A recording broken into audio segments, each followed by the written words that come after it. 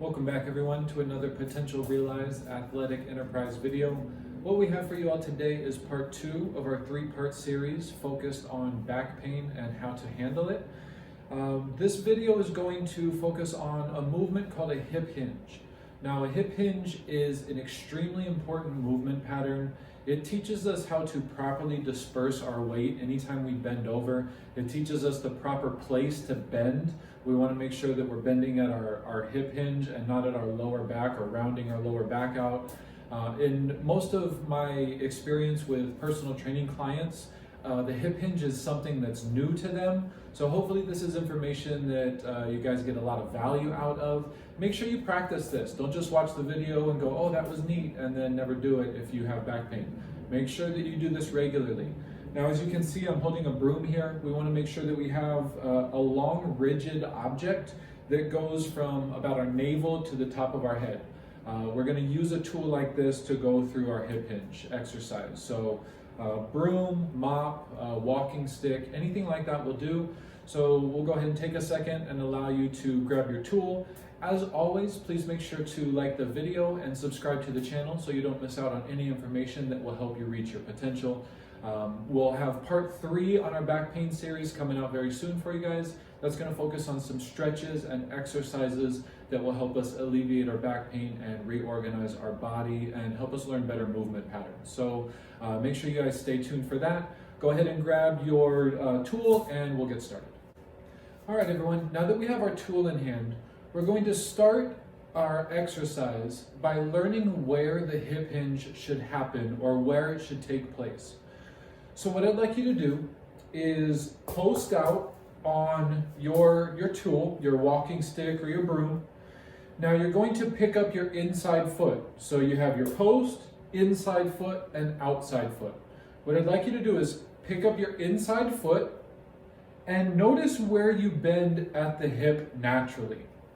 Do that a few times just so you can really understand where that crease naturally happens. When we bend over, this is where we want the hip hinge to take place. Now, as you go through this exercise, and this is pretty much an exercise in and of itself, so feel free to do this a few times. Go ahead and stand as tall as you can. Squeeze your glutes real hard together and make each leg as long as you can make it. Now, post out onto your tool and tighten your core and pick up your inside foot and hold. And then come back down again. Pick up your inside foot and hold, and down again. And then we will switch to the other side. Go ahead and post out on your tool. Squeeze your glutes together, make your legs as long as you can. Pick up your inside foot and post. Down, inside foot and post. Now, this is a really great exercise to make sure that you're pushing into the ground, you're utilizing your glutes, and you'll start to notice that this is a very difficult exercise for a lot of people when they just get started. It requires a lot of core stability, and core stability is one of the main things that will help your back pain start to get better and better and better. We want to make sure that we have a very strong core. We want to make sure that we understand our balance. We activate our glutes as we're posting out. And we also want to make sure that we understand where the hip hinge should take place. So even though this is just an exercise to understand the hip hinge, this is also a really, really good movement to help you start to understand where the imbalances in your core is or where the imbalances in between your legs are. Okay? So this is a very, very good movement. And I want you guys to go ahead and go through this quite a few times. Now we'll move on to the second part of the exercise, and this is going to be the actual hip hinge. All right, everyone, so now we're going to focus on the actual hip hinge exercise. So go ahead and grab your tool and follow along. I'm going to face the side. That way you can see my spine and my back and exactly what's happening here. So what we're going to do is we're going to take one hand, and this is going to be our top hand. So we're going to turn it over so the back of our hand is facing us, and we're going to grab our tool, okay? Now I'm just going to simply hold the tool behind me like this on my back. Now I'm going to take my other hand, and I'm going to take the back of that hand and I'm going to hold the tool in place right about at my tailbone. So I have contact points at two places.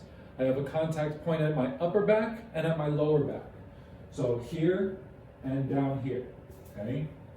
Now what I'm going to do is I'm going to squeeze my glutes together, dig my feet into the ground and make my legs as straight as possible, and push as much of my back against the broom as I can. So I'm going to get as much contact on the tool as I possibly can. Now I have my feet spread about hip width apart here, okay?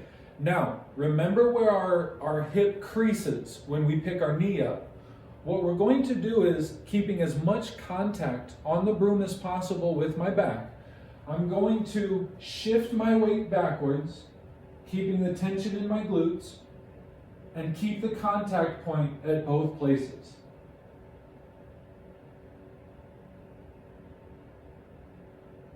Now the goal is to make sure that I keep contact at the upper point and the lower point. Now what you'll notice, what will happen, if I bend at my lower back, I lose contact at my upper back. And if I bend at my upper back, I lose contact at my lower back. So what you'll notice when most people bend over is they bend over in this fashion. This causes a lot of stress and pressure to be put on our lower back. What we want to do is redistribute our weight to where our glutes are holding the majority of that pressure. So what I'd like you to notice this time is how my weight shifts backwards as I go through the hip hinge. So we'll go through it one more time. I'm going to take my hand and turn it over, and I'm going to stick the tool right along my spine. I'm going to take my opposite hand and I'm going to hold it in place with the back of my hand just like this. Now I'm going to push my back, tighten my core, and I have my feet hip width apart. Keeping as much contact, I'm going to redistribute my weight so it shifts backwards instead of falls forward. So I'm going to keep the tension in my glutes and shift my weight back as I move down.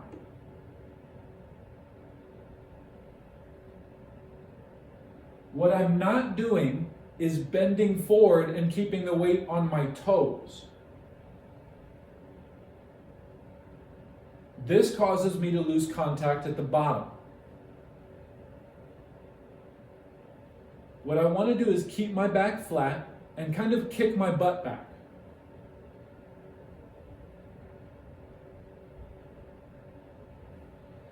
This will keep my spine in a neutral position and is much, much safer than rounding the back, okay? What we're going to do now is I'm just going to hold the broom by my side, okay? And we're going to demonstrate the shifting of the weight one more time. So notice how if I shift and bend forward, I will pretty much be totally in front of the broom here.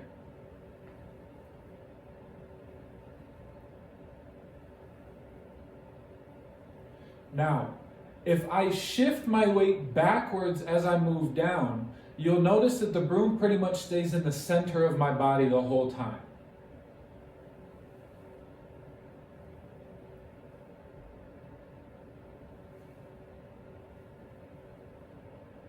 So we want to make sure that we're keeping the tension in our glutes and shifting our butt and weight backwards. We're still keeping pressure on the full foot. We're not falling back onto our heels here. We're still keeping our full foot on the ground, but we're just redistributing our weight as we bend over instead of reaching down and rounding our back out.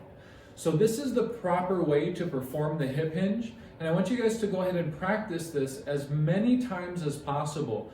It took a long time to enforce bad movement patterns and improper mechanics. So it's going to take just as long to reinforce proper mechanics and proper movement patterns. So practice this in the morning and in the evening as many times as possible. Start with maybe 3 sets of 15 reps of hip hinges, forward and back, forward and back. Do 15 reps and then rest for a minute, do another set, follow that for maybe 3 sets. Once you get comfortable after a couple of days, move up to 4 or 5 sets and then increase to about 20 or 30 reps. Then once you get good, we can start to learn how to hip hinge over and then squat down. So this will be a progression that we'll cover in a later video. So as of right now, that's the hip hinge exercise in and of itself. What I'd like you guys to do is go ahead and leave a comment in the comment section below with what is the most difficult part of performing the hip hinge. If the hip hinge is a new movement for you, hop in the comment section after you try it and let me know what part of performing the hip hinge is the most difficult for you. Okay, that way we can get a really good discussion going and we can really help clarify any gray areas that anyone has when it comes to the hip hinge.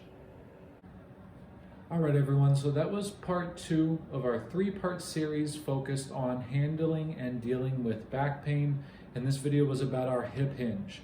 So one more time, what I'd like you guys to do is hop in the comment section below, leave a comment as to what the most difficult or challenging part about performing the hip hinge was for you. This is a new movement, I'm sure, for a lot of people, so let's get a good discussion going and let's clear up any gray areas that we all might have. As always, please don't forget to like the video, subscribe to the channel, that way you don't miss out on any information that will help you reach your potential.